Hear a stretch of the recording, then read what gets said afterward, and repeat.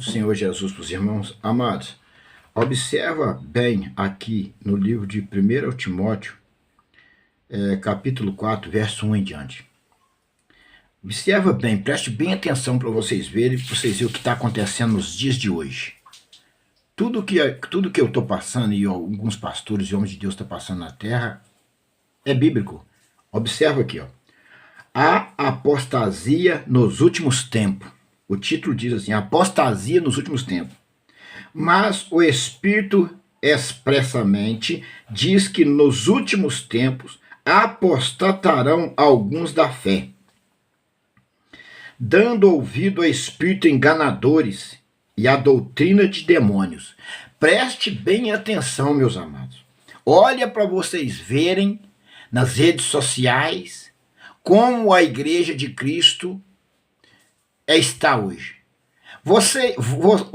Os mancebos, as mulheres mais velhas, idosas, que é evangélica há muitos anos, observa a igreja de quando a senhora aceitou Jesus e era mocinha, o senhor que aceitou Jesus e era mocinho, e observa as igrejas nos dias de hoje, de que forma ela se encontra, e baseia nesses versículos da Bíblia de Timóteo, 1 Timóteo capítulo 4, verso 1 em diante.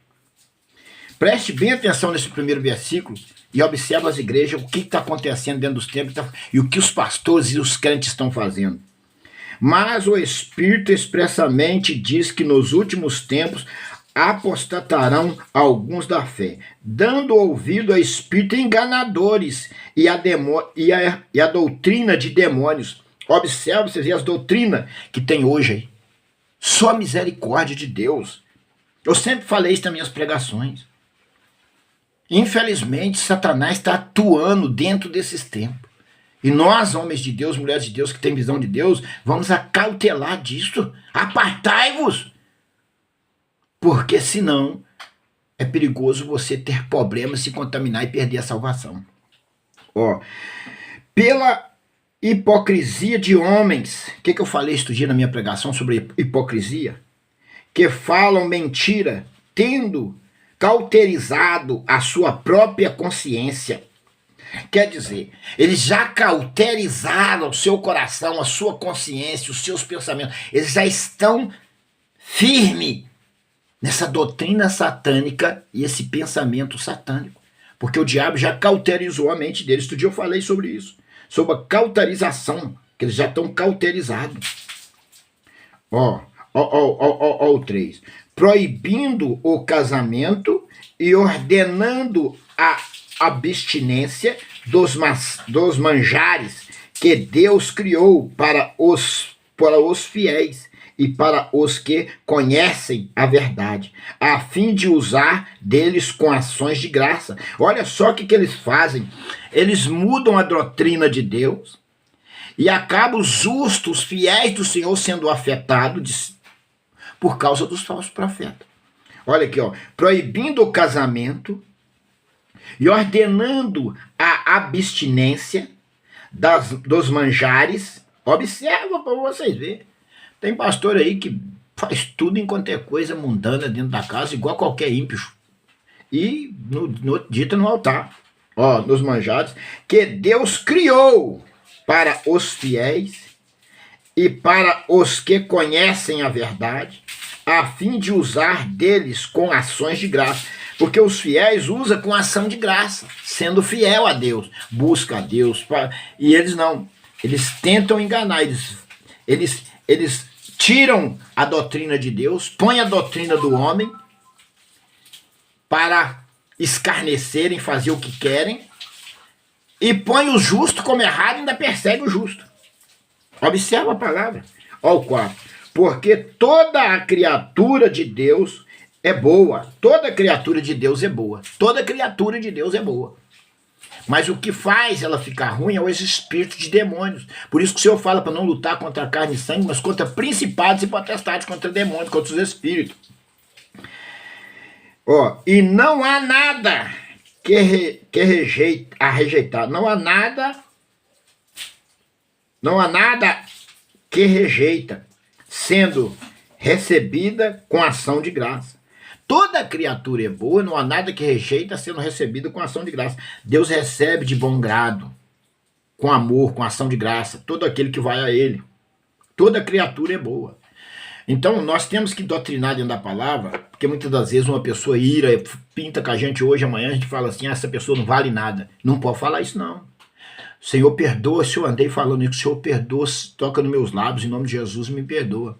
Aquela pessoa pode fazer o mal que quiser com você, mas você não pode falar que ela não vale nada, não.